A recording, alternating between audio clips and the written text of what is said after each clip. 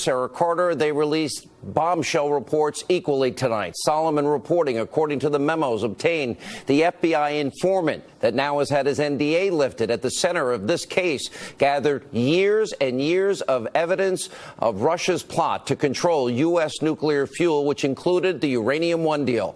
And Sarah Carter reporting that she has received a treasure trove of documents that, in fact, prove tonight the FBI informant has knowledge of Russia's involvement in Uranium One.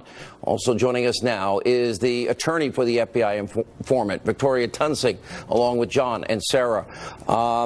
Sarah, let's start with your report. A treasure trove. That is huge.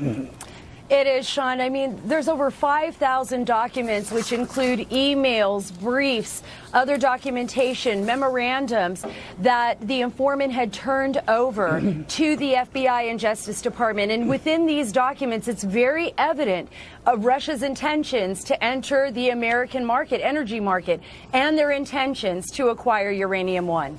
John, you go into extensive detail in a very long, hard-hitting piece tonight and revealing piece how the FBI informant, you actually said 6 years. I thought he was only an informant for 4 years, if I read your piece correct, that he has evidence was on the inside directly from Putin's Russia, you know, the push for nuclear fuel deals, and used, and all the crimes we've talked about, bribery, kickback, extortion, money laundering, racketeering, all now corroborated and will be corroborated even further. Go into your report.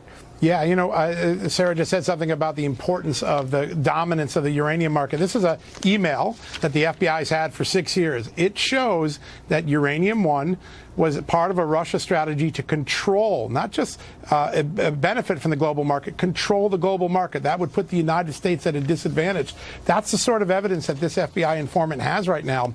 And if you go back, last week we heard several things from the Justice Department. There's no connection to Uranium One. These are emails that say Uranium One that are in the FBI files. They said that there was no connection between the Uranium One case and the criminal case. We now know the criminal case got its first evidence in 2009, a whole year before the Uranium One deal was approved by the Obama administration. There are a lot of things that people have been saying that these documents simply don't agree with. All right. I got a very high-ranking congressman, and that knows, let's put it that way, actually sent me a note. The knowledge of key administration officials will be the next thing proven by both of you, and the links to the Clinton Foundation. Sarah, is that true?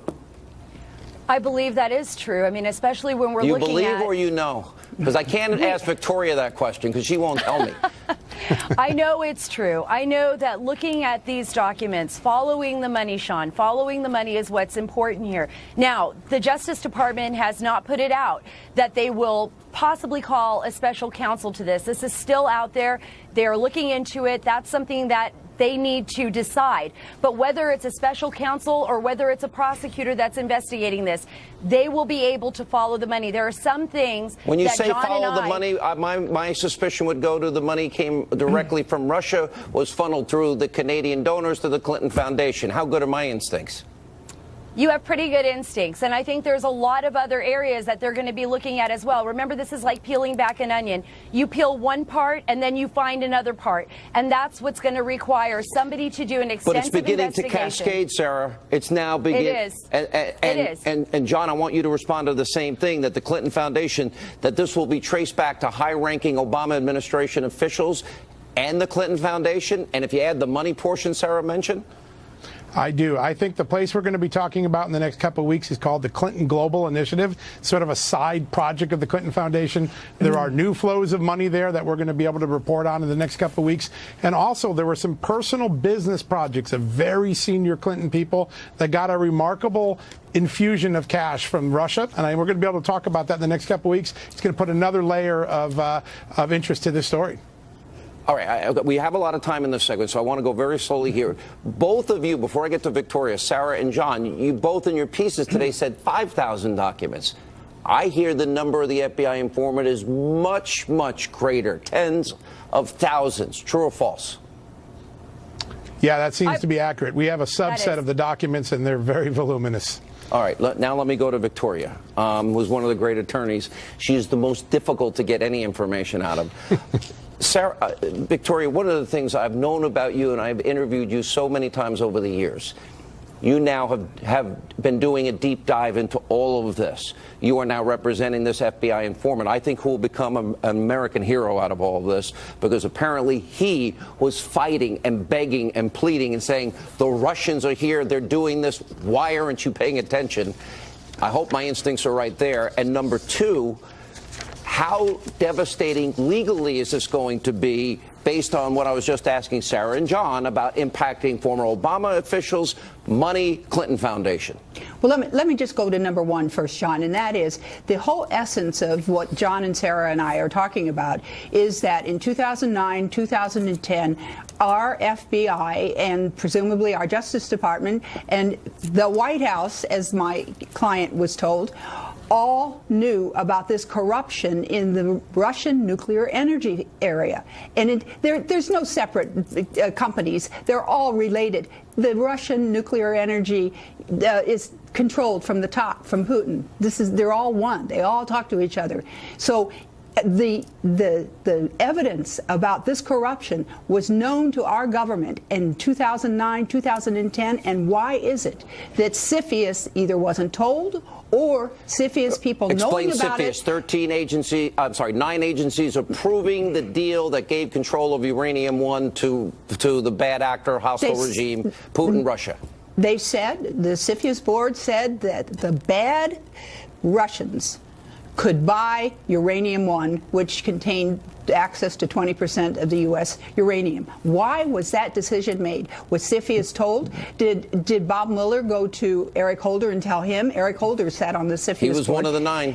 Did Bob Mueller go to the White House and tell him? The FBI agents told my client that they were briefing the president about his conduct. So, of course, when the CFIUS decision was made, Sean, but back to my original question, Counselor, if I may, you're too good at your job. No. And this is a very serious point. Putting your legal hat on, objectively speaking, yes, they knew. The evidence will prove it based on the documents and your client. Crimes committed on a high level? Well, national security compromised?